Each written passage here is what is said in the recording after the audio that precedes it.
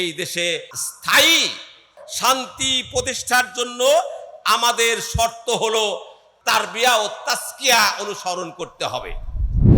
তারবিয়া ও তাজকিয়া, পরিশুদ্ধিতা এবং পরিচর্যা। আমাদের এই দেশেরও যত রাজা বাদশারা কত চেষ্টা করেছে দেশে শান্তি আনার জন্য, কিন্তু কোথাতেও আমাদের স্থায়ী কোনো শান্তি আসে নাই, শুধু অশান্তির দাবানল বইছে। রাজা পরিবর্তন হয়েছে কিন্তু শান্তির আভাস আমরা খুঁজে পাই নাই। আহলে হাদিস আন্দোলন বাংলাদেশ। আসসালামু আলাইকুম রহমতুল্লাহ। আসসালামু আলাইকুম রহমতুল্লাহ।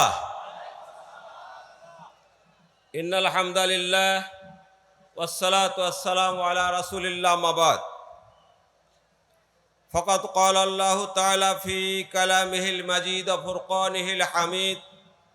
আউযু বিল্লাহি মিনাশ শাইতানির রাজীম। বিসমিল্লাহির রাহমানির রহিম।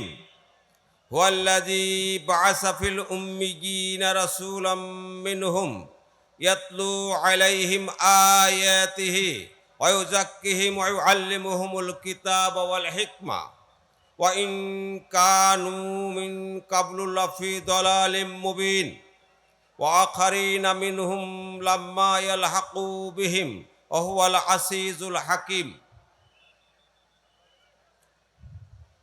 আহলে হাদিস আন্দোলন বাংলাদেশ কর্তৃক আয়োজিত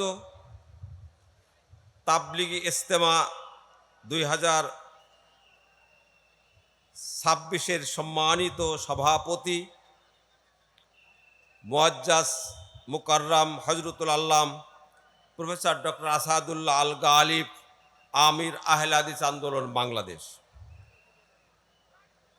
উপস্থিত সর্বস্তরের সংগ্রামী সাথী, সুধী, হিতাকাঙ্ক্ষী, দেশ বিদেশের বন্ধুবরেণ্য, আপনারা জানেন এই অশান্ত পৃথিবীতে বসবাস করার জন্য, শান্তির আবাসভূমি তৈরি করার জন্য যুগে যুগে বহু দার্শনিক, বহু রাজনীতিবিদ আজীবন চেষ্টা করেছে, কিন্তু কোনো শান্তি, স্থায়ী কোনো শান্তি প্রতিষ্ঠিত হয় নাই। আমরা যদি আগের থেকে এদিকে দেখতে যাই, প্রাচীন যুগে সক্রেটিস 399 খ্রিস্টপূর্ব থেকে নিয়ে 474 খ্রিস্টপূর্ব পর্যন্ত এই 71 বছর কাজ করেছে, কিন্তু কোনো শান্তি প্রতিষ্ঠিত হয় নাই। যদি আমরা দেখি, প্লেটো 347 খ্রিস্টপূর্ব থেকে 427 পর্যন্ত 80 বছর প্রচেষ্টা চালিয়েছে। অ্যারিস্টটল 322 থেকে নিয়ে 384, 62 বছর তারা এই পৃথিবীতে শান্তি প্রতিষ্ঠার জন্য বিভিন্ন দিকে চেষ্টা করেছে। আমরা যদি ওদিকে না যে আমাদের এই ভারতবর্ষের দিকে তাকাই, দেখা যাবে যে আলেকজান্ডার দি গ্রেট 323 খ্রিস্টপূর্ব থেকে 356, এই 33 বছর চেষ্টা করে জীবন শেষ করে দিয়েছে। অশোক সে 232 থেকে নিয়ে 304 পর্যন্ত 72 বছর চেষ্টা করেছে। চন্দ্রগুপ্ত মৌর্য 297 থেকে নিয়ে 340-43 বছর ধরে এভাবে যদি বলতে থাকি, আজ পর্যন্ত দেখা যাবে আমাদের এই দেশেরও যত রাজা বাদশারা কত চেষ্টা করেছে দেশে শান্তি আনার জন্য, কিন্তু কোথাতেও আমাদের স্থায়ী কোনো শান্তি আসে নাই, শুধু অশান্তির দাবানল বইছে। রাজা পরিবর্তন হয়েছে কিন্তু শান্তির আভাস আমরা খুঁজে পাই নাই। এগুলো দেখে মোহতারাম আমিরে জামাত এই যে বই লিখেছেন, ইসলামে শান্তি কি করে সমাজ পরিবর্তন করে একবারে স্থায়ী শান্তি আনা যায়, এই জন্য মোহতারাম আমিরে জামাতের লিখিত সমাজ পরিবর্তনের স্থায়ী কর্মসূচি। সমাজে স্থায়ী শান্তি প্রতিষ্ঠার জন্য আল্লাহ রাব্বুল আলামিন ঘোষণা করেছেন, হুয়াল্লাযী বা'আসা ফিল উম্মিয়িনা রাসূলাম মিনহুম তোমাদের মধ্যে আল্লাহ রাব্বুল আলামিন রাসূলকে পাঠিয়েছেন তোমাদের মধ্য থেকেই, ইয়াতলুনা আলাইহিম আয়াতিহি, তিনি আল্লাহ রাব্বুল আলামিনের নিদর্শন কোরআন তোমাদের পাঠ করে শোনায়েছেন। কি জন্য? ইউজাক্কিহিম, তোমাদের পরিশুদ্ধ করবে, ওয়া ইউআল্লিমুহুমুল কিতাবা, এবং তোমাদের পরিচর্যা করে তোমাদের দ্বারাই এই দেশে শান্তি প্রতিষ্ঠা করবে। তাহলে দেখা গেল শান্তি প্রতিষ্ঠার জন্য আমাদের শর্ত হলো আত্মার পরিশুদ্ধ করা এবং আমাদের জনগণকে কি করতে হবে? আমাদের জনগণকে পরিচর্যা করে তাদেরকে কোরআনের মতো তৈরি করা। কেননা নবী মুহাম্মদুর রাসূলুল্লাহ সাল্লাল্লাহু আলাইহি ওয়াসাল্লামের চরিত্র ছিল কি? তার চরিত্র ছিল কোরআন। নবী মুহাম্মদুর রাসূলুল্লাহ সাল্লাল্লাহু আলাইহি ওয়াসাল্লামের চরিত্র ছিল কানা খুলকুহু আল কোরআন। কোরআনের চরিত্র যা, নবী মুহাম্মদুর রাসূলুল্লাহ সাল্লাল্লাহু আলাইহি ওয়াসাল্লামের চরিত্র তাই। আল্লাহ বললেন, লাকাদ কানা লাকুম ফি রাসূলিল্লাহি উসওয়াতুন হাসানা, নিশ্চয়ই আল্লাহর রাসূলের মধ্যে তোমাদের জন্য উত্তম আদর্শ নিহিত রয়েছে। যে ব্যক্তি আল্লাহকে ও শেষ দিবসকে কামনা করে এবং অধিক হারে আল্লাহকে স্মরণ করে, তার উচিত আল্লাহর রাসূলের জীবনী অনুসরণ করা। আমি আপনাদের কাছে সংক্ষিপ্ত যে কথাটা বলতে চাই তা হলো, এই দেশে স্থায়ী শান্তি সমাজ পরিবর্তনের জন্য অবশ্যই আপনাকে তারবিয়া ও তাজকিয়া অনুসরণ করতে হবে। তারবিয়া ও তাজকিয়া, পরিশুদ্ধতা এবং পরিচর্যা। আমাদের প্রত্যেকটা নেতা কর্মীকে বাহ্যিক পরিশুদ্ধ, আভ্যন্তরীণ পরিশুদ্ধ এবং পরিচর্যা, প্রত্যেকের নেতার সাথে যারা সংশ্লিষ্ট আছে তাদেরকে পরিচর্যার মাধ্যমে তাদেরকে কোরআনের মানুষ তৈরি করা, পরিচর্যা করতে হবে ইনশাআল্লাহুল আজিজ। নবী মুহাম্মদুর রাসূলুল্লাহ সাল্লাল্লাহু আলাইহি ওয়াসাল্লাম এই কোরআনের মাধ্যমেই দেখেন কিভাবে মানুষের আমূল পরিবর্তন হয়ে গেছে। আপনারা তো শুনেছেন, দেখেছেন, কি বক্তাদের বক্তৃতা শুনেছেন, একটা মানুষ ইসলামের শত্রু কিভাবে একদম ইউটার্ন করে একদম ইসলামের জন্য জীবন দিতে পারে। কেসা আপনাদের সবারই মুখস্থ। কি? ওই ৬ষ্ঠ হিজরির জিলহজ মাস, শুনেছে তদানীন্তন যুগের সবচেয়ে বীর, যার তীর কখনো মিট যায় নাই, ইসলামের বিপক্ষে তার তীর চলবে, সে খোলা তরবারি নিয়ে রওনা দিয়েছে। দেখি কে ইসলামের কথা বলে। যেতেই তার বোনের বাড়ি ফাতেমার কাছে উঠেছে। ফাতেমা তখন পাঠ করছিলেন, ইন্নানি আনাল্লাহু লা ইলাহা ইল্লা আনা ফাবুদুনি ওয়াকিমুস সালাহ। আল্লাহর এই অমোঘ কোরআনের বাণী শুনে তার হাত থেকে কখন তরবারি খসে পড়ে গেছে তার খেয়াল নাই। মনের মধ্যে এমন আবেগ সৃষ্টি হয়েছে, কোথায় মুহাম্মদ? ছোট দৌড় দৌড় দৌড় দৌড়ে যে দেখে মুহাম্মদুর রাসূলুল্লাহ সাল্লাল্লাহু আলাইহি ওয়াসাল্লাম কাবা ঘরে সালাত আদা করছে, সেখানে তিনি সূরা হাক্কা তেলাওয়াত করছেন। নবী মুহাম্মদুর রাসূলুল্লাহ সাল্লাল্লাহু আলাইহি ওয়াসাল্লামের কণ্ঠে কোরআনের অমীয় বাণী, আখিরাতের অমীয় বাণী শুনে তার আমূল পরিবর্তন হয়ে গেছে। চোখ দিয়ে ঝরঝর করে পানি পড়ছে, আর আল্লাহর কত স্মরণ করে যেই সালাম ফেলেছে, দৌড়ে যে হাতে হাত দিয়ে পড়ে নিয়েছে, আশহাদু আল্লা ইলাহা ইল্লাল্লাহু ওয়া আশহাদু আন্না মুহাম্মাদার রাসূলুল্লাহ। নবী মুহাম্মদুর রাসূলুল্লাহ বলছেন, শোনো ওমর, শোনো, চুপচাপ থাকো, প্রকাশ করো না। ওমর বলছেন, যে তরবারি, যে মুখ দিয়ে শিরকের প্রচার হতো, সেই মুখ দিয়ে আমি আল্লাহর বাণী প্রচার করব। আমি কখনো আপনার বারণ শুনবো না। আমি প্রচার করে আমি এই ইসলামের বিজয় আনবই আনবো। সে প্রকাশ্য আরম্ভ করে দিলেন ইসলামের এই প্রচার। কোন মানুষ? যে মানুষটা ইসলামের বিরুদ্ধে ছিল, কোরআনের বাণী শুনে সে ইসলামের পক্ষে এসে গেল। এই জন্যই আমাদের পরিশুদ্ধতা এবং পরিচর্যা এর মাধ্যম হলো দুইটা, কিতাব ও সুন্নাহ অর্থাৎ কোরআন এবং নবী মুহাম্মদ রাসূলুল্লাহ সাল্লাল্লাহু আলাইহি ওয়াসাল্লামের জীবন আদর্শ। আমাদের দেশে যদি শান্তি ফিরে আনতে চান, অবশ্যই কোরআন আপনাদেরকে জীবন দর্শন হিসাবে গ্রহণ করতে হবে।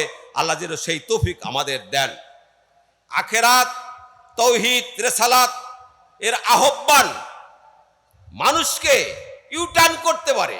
ও দেখেন না, তৌহিদের মর্মবাণী উপলব্ধি করেছিল ওই বেলাল।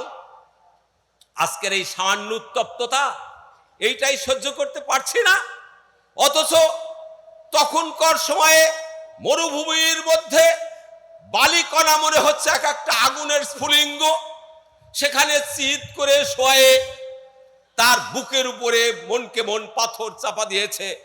কণ্ঠনালীর কাছে আত্মা এসে গেছে, জীবন বের হয়ে যাচ্ছে যাচ্ছে, কথা বাড়াচ্ছে না। তখন উমাইয়া বলছে, বলো তোমার প্রভুকে, তাওহীদ কি? তখনও এত মৃদু কণ্ঠে জান বেরিয়ে যায়, বলছে আহাদ আল্লাহ। নবী মুহাম্মদ রাসূলুল্লাহ সাল্লাল্লাহু আলাইহি ওয়াসাল্লাম ওই রাস্তা দিয়েই যাচ্ছিলেন। বেলালের এই কাতর কণ্ঠ তার কর্ণকুহরে পৌঁছলে দৌড়ে আবু বকর রাদিয়াল্লাহু তার কাছে চলে যায়, বলছে আবু বকর, বেলাল কষ্ট পাচ্ছে। আবু বকর বুঝতে পেরেছিলেন বাক্সে যত টাকা ছিল সমস্ত টাকা সোনা দানা নিয়ে দৌড়ে সে বেলালের কাছে হাজির। কি চাও? সব কিছু দেব, বেলালকে মুক্ত করে দাও। ইন্নাল্লাযীনা ক্বালু রাব্বুনাল্লাহ সুম্মা ইসতাকামু তাতানাজ্জালু আলাইহিমুল মালায়েকাতু আল্লা তাখাফু ওয়ালা তাহজানু। যখন তোমার জীবন কণ্ঠনালীর কাছে এসে যায়, তখনও তুমি যদি ঈমানের উপরে টিকে থাকতে পারো, তখনই তোমার উপরে আল্লাহর আরশ থেকে শান্তি নেমে আসবে। কখন আসলো? যখন তার জীবন কণ্ঠনালীর কাছে এসে গেছে। উমাইয়ার কাছ থেকে লক্ষ লক্ষ টাকা দিয়ে তাকে সরিয়ে নিল। যে ছিল নিকৃষ্ট, যে ছিল দাস, আল্লাহ তাকে এই কোরআনের বদৌলতে কি করলেন? তাওহীদের বদৌলতে কি করলেন? ইসলামের বিজয়ের কাবাঘরের ছাদের উপরে দাঁড়িয়ে সর্বপ্রথম আজান হাঁকলেন বেলাল। এ হলো কোরআন, এ হলো ইসলাম, এ হলো তাওহীদ। আমরা যদি আমাদের সংসদ ভবনের সবাইকে তাওহীদ উপলব্ধি করতে পারি, রিসালাত উপলব্ধি করাতে পারি, আমরা যদি আখিরাতের বাণী তাদের কাছে পৌঁছে দিতে পারি, ইনশাআল্লাহুল আজিজ যারা ক্ষমতায় আছে এদের দিয়ে এদেশের শান্তি প্রতিষ্ঠা করা সম্ভব। ওই যে আখিরাতের আহ্বানে সাড়া দিয়েছিলেন আসিয়া, শুনেছেন না? হুজুরদের কাছে, বক্তাদের কাছে কত কেচ্ছা, কত জীবন বের হয়ে যাচ্ছে, তাও বলছে বলো আমি আল্লাহ। বলছে না, আকাশের দিকে শেষ পর্যন্ত জীবন বের হয়ে যাচ্ছে। তখন বলছে রাব্বিবনি বাইতান ফিল জান্নাহ, আমার এই দুনিয়ার স্বামীর এই প্রাসাদ জান্নাত আমি চাই না। হে আল্লাহ, তুমি আসমানে আমার জন্য প্রাসাদ তৈরি করো। আল্লাহ রাব্বুল আলামিন আসিয়ার কান্না কণ্ঠ শুনে দেখিয়ে দিয়েছে তোমার জন্য জান্নাতে বিশাল প্রাসাদ। প্রিয় ভাইয়েরা, 2 দিন ধরে যে কষ্ট স্বীকার করছেন, 2 দিন ধরে যে পরিশ্রম করে শরীরের ঘাম টস টস করে পড়ছে, তারপরেও আপনার ধৈর্য ধারণ করে এই আহলে হাদিস আন্দোলনের পতাকা তলে, এই সমাজ বিপ্লবের এই প্ল্যাটফর্মে আপনার ধৈর্য ধারণ করে আছেন। আমরা দোয়া করি আল্লাহ রাব্বুল আলামিন আপনাদেরকে যেন বেলালের সাথে, আসিয়ার সাথে, মা বোনদেরকে এবং তদানীন্তন যুগে খাব্বাব খোবাবের সাথে জান্নাত নসিব করে দেন। সবাই বলেন আমিন। শুনুন, নেতা কর্মীদের সাথে সৎ ব্যবহার করে যারা জেলা সভাপতি আছেন, যারা দায়িত্বশীল আছেন, তাদের বলছি যে আপনার অধীনস্থদের সাথে আপনি আচরণ করুন, তাদেরকে পবিত্র করুন, তাদেরকে ইউজাক্কিহিম ওয়া ইউআল্লিমুহুম, তাদের পরিশুদ্ধ করুন, তাদের পরিচর্যা করুন, যেমন পরিচর্যা করতেন নবী মুহাম্মদ রাসূলুল্লাহ সাল্লাল্লাহু আলাইহি ওয়াসাল্লাম। তিনি বলছেন কি, আল্লাহ শিখিয়ে দিয়েছেন। কিরকম শিখিয়ে দিয়েছেন? আল্লাহ রাব্বুল আলামিন মুহাম্মদুর রাসূলুল্লাহ সাল্লাল্লাহু আলাইহি ওয়াসাল্লামকে শিখিয়ে দিয়েছেন যে কি, মুহাম্মদুর রাসূলুল্লাহ ওয়াল্লাযীনা মাহু আশিদ্দাউ আলাল কুফফারি রুহামাউ বাইনাহুম। মুসলমানের চরিত্র হবে এমন, তারা কুফরি শক্তির কাছে অত্যন্ত কঠোর, কখনো তাদের দ্বারা কুফরের কাজ হবে না। জান বের হয়ে যাচ্ছে, তাও কুফরের কোনো কাজ তাদের দ্বারা হবে না। এটা হলো আপনাদের চরিত্র হবে ইনশাআল্লাহুল আজিজ। ক্ষমতার মালিক কে? রেজেকের মালিক কে? আপনার জীবনের মালিক কে? আপনি মারা গেলে লোকেরা পড়ে নেয় ইন্না লিল্লাহি ওয়া ইন্না ইলাইহি রাজিউন। এই ব্যক্তি আল্লাহর কাছ থেকে এসেছিলেন, আবার আল্লাহর কাছে চলে যাবেন। আপনি যদি আল্লাহর হন, তাহলে আপনার টাকা পয়সা ধন দৌলত কার? আল্লাহর। সুতরাং এই আল্লাহর ধন দৌলত আল্লাহর পথেই ব্যয় করে আপনাকে জান্নাতের অধিবাসী হতে হবে। আপনার অধীনস্থ যারা আছে তাদের সাথে আপনার মহব্বত সৃষ্টি করতে হবে, যেমন নবী মুহাম্মদ রাসূলুল্লাহ সাল্লাল্লাহু আলাইহি ওয়াসাল্লাম করেছেন। যদি শোনেন অমুক গ্রামের অমুক সাথী আমার পেরেশানে আছে, সকালবেলা উঠে দৌড়ে সেখানে চলে যান, তার দুঃখ ভাগী হন, তার আনন্দের ভাগী হন। এটা হলো নেতা কর্মীদের বৈশিষ্ট্য হয় ধর্মে। শুনুন, এই মহব্বত যদি সৃষ্টি করতে পারেন, তবেই আল্লাহ রাব্বুল আলামিনের রহমত আপনাদের উপরে নাজিল হবে। নবী মুহাম্মদ রাসূলুল্লাহ সাল্লাল্লাহু আলাইহি ওয়াসাল্লাম ঘোষণা করেন, আল্লাহ বলছেন আইনা মুতাহাব্বুনা বেজালালি। হাসরের ময়দানে আল্লাহ রাব্বুল আলামিন ঘোষণা করবেন, কোথায় আছো গো? পরস্পর তোমরা পরস্পরকে আমার উসিলায় আমাকে ভালোবাসার জন্য তোমরা ভালোবেসেছো, তারা কোথায়? আইনা মুতাহাব্বুনা বেজালালি, আমার মহত্বের কারণে তোমরা পরস্পরকে ভালোবাসছে, তারা কোথায়?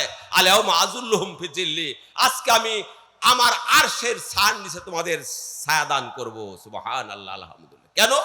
যদি আপনি একমাত্র আল্লাহর সন্তুষ্টির জন্যই আপনি আপনার ভাইকে ভালোবাসেন, আপনি আমার পার্শ্ববর্তী ব্যক্তিকে ভালোবাসেন, আপনি আপনার অধীনস্থ যারা কাজ করে তাদেরকে ভালোবাসেন।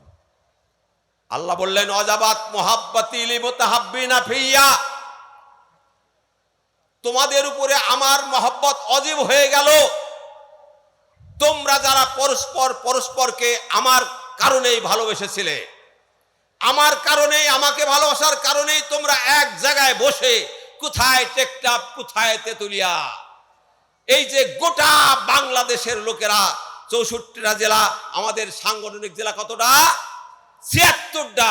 এই 76টা জেলার মানুষেরা বিভিন্ন মায়ের সন্তান সব এক জায়গায় বসে, মনে হচ্ছে আপন মায়ের সন্তান এক জায়গায় বসে আছেন। আল্লাহ তাই বলছেন, আমার কারণেই তোমরা এক জায়গায় বসে মজলিসে বসে থাকো, আমাকে ভালোবাসার কারণেই তোমরা মুসাফা করো, আমাকে ভালোবাসার কারণেই তোমরা কি করো? পরস্পরের জন্য খরচ করো। সুতরাং তোমাদের উপরে আমার মহব্বত অজেব হয়ে গেল। এই মহব্বতের কারণেই আপনারা এখানে এসেছেন। আমরা আপনাদেরকে ধন্যবাদ জানাই, মোবারকবাদ জানাই, কষ্ট করে এখানে এসেছেন। সেই জন্য আল্লাহ আপনাদের উপরে রহম নাজিল করুন। আপনার জীবন যদি আপনার হয় আর আপনার না হয় আল্লাহর হয়, তাহলে আপনার টাকা পয়সা কি আল্লাহ আপনার? আল্লাহ বলেন আনফিকু মিম্মা রাযাকনাকুম, তুমি খরচ করো যে রিজিক আমি তোমাকে দিয়েছি। আপনার টাকা আপনার না, আপনার ধন দৌলত আপনার না, আপনার বাড়ি ঘর আপনার না। ওই দেখলেন না, ওরা নিজের মনে করে কোটি কোটি টাকা বিছনার নিচে কোথায় রেখেছিল, সবগুলো ফেলে থুয়া কোথায় যা আছে আপনার চোখের উপরে দেখাই দিল, তাও আমাদের হুঁশ হয় না। সুতরাং এই অর্থ, এই টাকা করি, এগুলো আপনার আল্লাহর রস্তেই আপনাকে দিতে হবে। এই জিহাদি কাফেলা, আহলে হাদিস আন্দোলন, কথা কলম সংগঠন, 3 প্রকারের এই জিহাদি কাফেলায় কাজ চালিয়ে যাচ্ছে। মোহতারাম আমিরে জামাত জীবনের যতগুলো বই লিখেছেন প্রায় 100, সমস্ত বইগুলো তিনি আপনাদের জন্য সাদকায়ে জারিয়া করে দিয়েছেন। বলুন তো, গত মাসের হিসাব অনুযায়ী আমরা হিসাব করেছি, প্রায় কোন মাসে 12 লক্ষ, কোন মাসে 10 লক্ষ টাকার বই বিক্রি হয়। মোহতারাম আমিরে জামাত যদি তার 10% নেয়, 5% নেয়, 1% নেয়, কত বড় বাড়ি গাড়ির মালিক হতে পারে। তিনি যদি সবকিছু আপনাদের জন্য দান করে দিতে পারে, তাহলে আমরা কি তার মতো কিছুই করতে পারবো না? দেখেন তো, নবী মুহাম্মদুর রাসূলুল্লাহ সাল্লাল্লাহু আলাইহি ওয়াসাল্লাম ইসলাম টিকে রাখার জন্য মদিনার মসজিদে দাঁড়িয়ে ঘোষণা দিলেন, কে আছো গো, তবুকে যেতে হবে। খেজুর পাকার সময় এইরকম প্রচন্ড গরম, টস টস করে খেজুর পাকছে, পড়ছে, ধরছে, সেগুলো হারভেস্ট করবে, সিজন করবে, এরপরে সারা বছরের জন্য তারা জমা করে রেখে খাওয়া দাওয়ার ব্যবস্থা করবে। তাই হলো তাদের সম্পদ। ওই সময় কি করে যেতে পারে? যারা মদিনার, আমাদের অনেকেই আছেন এখানে, তারা জানেন মদিনার থেকে 778 কিলো দূরে তবুক। মদিনার থেকে কত কিলো? 778 কিলো। যেতে লাগবে 15 দিন, আসতে লাগবে 15 দিন। আবার যুদ্ধে যতদিন যায়, কি করে যায় কেউ রাজি হতে চায় না। নবী মুহাম্মদ রাসূলুল্লাহ সাল্লাল্লাহু আলাইহি ওয়াসাল্লাম ঘোষণা করলেন, যাও গো, মদিনায় যেতে হবে, তাবুকে যেতে হবে। ছোট্ট একটি বাচ্চা ছেলে দাঁড়িয়ে বললেন, হে আল্লাহর রাসূল, সেখানে গেলে কি হবে? আল্লাহর রাসূল একটি বাক্য বলেছিলেন, আল জান্নাত। এই জান্নাতের খবর পেয়ে এমন কোন লোক নাই যে তারা দাঁড়িয়ে বসে থাকলো, দাঁড়িয়ে আল্লাহ রাসূল আমরা যাব, আমরা যাব, আমরা যাব। একদম যাওয়ার জন্য সবাই দাঁড়িয়ে গেল।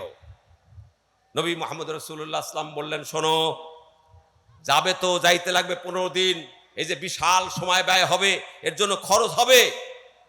তিনি বললেন, মান জাহাসা জাইসুল উসরাতে ফালাহুল জান্নাহ, যারা এদের খরচ বহন করবে তাদের জন্য জান্নাত নির্ধারিত হয়ে গেল। সুবহানাল্লাহ, আলহামদুলিল্লাহ। এই কথা শোনার সাথে সাথেই হযরত ওমর ফারুক দৌড়ে যে যত আছে তার অর্ধেক নিয়ে এসে স্তূপীকৃত করলেন। হযরত আবু বকর সিদ্দিক রাদিয়াল্লাহু তাআলা তিনি ধীরে ধীরে মাথা নিচু করে চলে গেলেন বাড়িতে। আসার পরে দেখা গেল তার সমস্ত সম্পদ যা অস্থায়ী ছিল সব এনে নবী মুহাম্মদ রাসূলুল্লাহ সাল্লাল্লাহু আলাইহি ওয়াসাল্লামের পায়ের তলে ঢেলে দিলেন। আল্লাহ রাব্বুল আলামিনের রাসূল জিজ্ঞাসা করলেন, তুমি তোমার বাড়ির জন্য কি রেখেছো? জবাব দিয়েছিলেন, আমি আমার বাড়ির জন্য আল্লাহকে রেখেছি এবং আপনাকে রেখেছি, আল্লাহর রাসূলকে রেখেছি। কি তাদের ঈমানী শক্তি! ওরা নিজের জীবন সম্পদের চাইতে ইসলামকে ভালোবেসেছিল। সেই জন্যই আল্লাহ দুনিয়ায় বেঁচে থাকতেই তাদের জান্নাতের নাম লিখে দিয়েছিলেন। আল্লাহ রাব্বুল আলামিন হযরত উসমানের মাধ্যমে 900 উট, 100 ঘোড়া, 5 কেজি সোনার টাকা, 29 কেজি রূপার টাকা এবং আরো অনেক কিছু নিয়ে এসে হাজির করলেন। আসিম বিন আদ্দি তিনি কি করলেন? 13,500 কেজি খেজুর এনে ঢেলে দিলেন। কিন্তু আবু আকিলের কাছে কিছু নাই, ওর পকেটেও কিছু নাই, বাড়িতেও খাবার নাই। সবাই জান্নাতে যাওয়ার জন্য দান করেছে, সাদকা জারিয়া করেছে। আমার কাছে তো একটা টাকাও নাই, কি করব? মদিনার অলিতে গলিতে দৌড়াচ্ছে, কে আছো গো, আমাকে মুনিশ দিবে, আমাকে কামলা নিবে, কে আছো? দৌড়াইতে দৌড়াইতে এক ইহুদি বলল, আমার এই খেজুর বাগানে পানি দাও। খেজুর বাগানে সারা রাত ধরে পানি দিয়েছে। শেষ রাত্রের দিকে বলেছে, আমার মজুরি দাও, সবাই চলে যাবে, আমি তাদের ধরতে হবে। শেষ রাত্রে ফজরের নামাজের আগ দিয়ে 1/2 কেজি কিংবা অর্ধ কেজি খেজুর দিয়েছে। ওই থলে ডানিয়ে দৌড়ে, পায়ের কাদা ধোয়ার কথা মনে নাই, গায়ে কাপড় দেওয়ার কথা মনে নাই, দৌড়ে এসে মদিনার মসজিদের দরজায় দাঁড়িয়ে বলছে, আল্লাহ রাসূল সব কি চলে গেছে? বলে, না, এই যে আমি জান্নাতে যাওয়ার জন্য সাদকা জারিয়া হিসেবে হে আল্লাহ রাসূল এইটুকু খেজুর পেয়েছি সারা রাত্রি পরিশ্রম করার পরে। নবী মুহাম্মদ রাসূলুল্লাহ সাল্লাল্লাহু আলাইহি ওয়াসাল্লাম সেই খেজুরটা নিয়ে সমস্ত খেজুরের স্তূপের উপরে ছিটিয়ে দিয়ে তার জন্য দোয়া করলেন। এ ছিল জান্নাতি মানুষের নমুনা। কবে আমাদের ঈমান সেরকম হবে? আমাদের মসজিদগুলো পড়ে আছে, মুহতারাম আমিরে জামাত যেখানে খুতবা দেয়, আজকে সেখানে খুতবা দেখে কি দুরবস্থা, অথচ আমাদের বাড়িঘর সব স্টাইল করা। যদি আমরা মসজিদ তৈরি করে দিতে পারি, আল্লাহর রাসূল বললেন, যে ব্যক্তি দুনিয়াতে মসজিদ তৈরি করে দিল তার জন্য জান্নাতে বিশাল প্রাসাদ তৈরি করা হবে। এ কথা কি আমাদের মনে নাই? সেই জন্য আমাদের যে সব প্রকল্প আছে সেই সব প্রকল্পে আপনাদের যথাযথ দান করার অনুরোধ রইল। আসুন আমরা আমাদের জীবনের সব কিছু দিয়ে জান্নাতের পাথেও জোগাড় করি। ইন্নাল্লাহ হাসতারা মিনাল মুমিনিনা আনফুসাহুম ওয়া আমওয়ালাহুম বিআন্না লাহুমুল জান্নাহ। আল্লাহ বললেন মুমিনদের কাছ থেকেই আমি জান্নাত বিক্রি করব। কিসের বিনিময়ে? তাদের জীবনের বিনিময়ে, তাদের অর্থের বিনিময়ে। আসুন আমাদের জীবন আল্লাহর রাস্তায় ব্যয় করি। এই আহলে হাদিস আন্দোলনের পতাকা তলে এসে দৈনন্দিন মোহতারাম আমিরে জামাতের যে সিলেবাস, সে সিলেবাসগুলো অধ্যয়ন করি এবং আমরা তাবলীগ করি, আমরা তানজিম করি, আমরা তারবিয়াতের মাধ্যমে আমাদের জীবনটাকে জান্নাতি মানুষ তৈরি করি। আর কি করি? আমরা দান করি, দানের মাধ্যমে আমরা জান্নাতি মানুষ হওয়ার জন্য চেষ্টা করি। আল্লাহর রাসূল বললেন, শোনো, ইন্নাস সাদকাতা লা তাতুফিউ হাররাল কুবুর, যদি তুমি দান করো তাহলে তোমার কবরের কঠিন আযাব থেকে আল্লাহ তোমাকে রক্ষা করবে। হাসরের ময়দানে যারা সে পরিমাণ দান করেছে, সেই পরিমাণ তাদের মাথার উপরে ছাতা হবে। যার দান যত বড়, ছাতার কাপড় তত পুরো হবে। আল্লাহ যেন হাসরের ময়দানে আল্লাহ রাব্বুল আলামিনের সেই আহ্বানে সাড়া দিয়ে তার আরশের ছায়ার নিচে আমরা স্থান করতে পারি, সেই তৌফিক আল্লাহ আমাদের দান করো।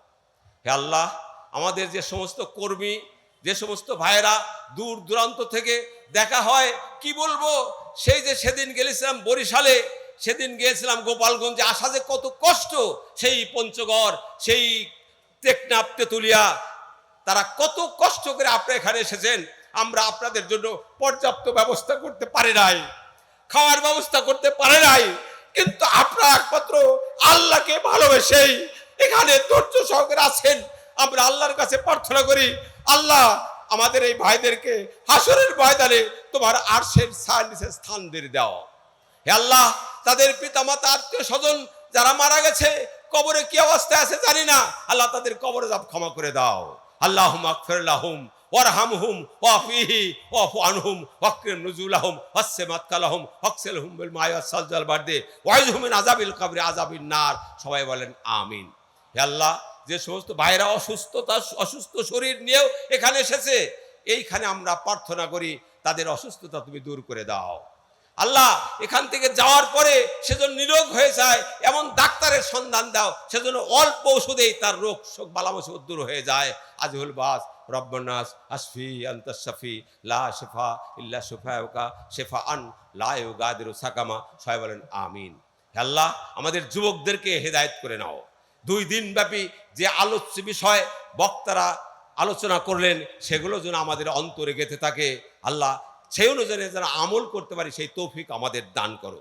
আল্লাহ, মোহতারাম আমিরে জামাতকে হায়াতে তয়বা দান করুন। তিনি যেন আরো দীর্ঘদিন বেঁচে থেকে আমাদের জন্য একদম পরিপূর্ণভাবে জীবন যাপন করার সমস্ত উপাদানগুলো তৈরি করে দিতে পারে, আল্লাহ সেই ব্যবস্থা করে দেন। মোহতারাম আমিরে জামাতের সন্তানাদিকে দিনের প্রতি একদম নিবেদিত প্রাণ হয়ে, কর্মী হয়ে কাজ করার তৌফিক দান করুন। বলেছিলাম যে আমিরে জামাত তার জীবনের সমস্ত লেখনীগুলো আপনাদের জন্য উৎসর্গ করেছে। আমরাও চাই আমাদের সম্পদ, আমাদের সব কিছু যেন জান্নাতে যাওয়ার জন্য উৎসর্গ করতে পারি। আল্লাহ সেই তৌফিক আমাদের দান করুন। আল্লাহ আমাদের যাতায়াতের পথকে হেফাজত করুন। আল্লাহ আমাদের নিরাপদে বাড়ি পৌঁছার ব্যবস্থা করে দিন। আমিন। আসসালামু আলাইকুম ওয়া রাহমাতুল্লাহি ওয়া বারাকাতুহু।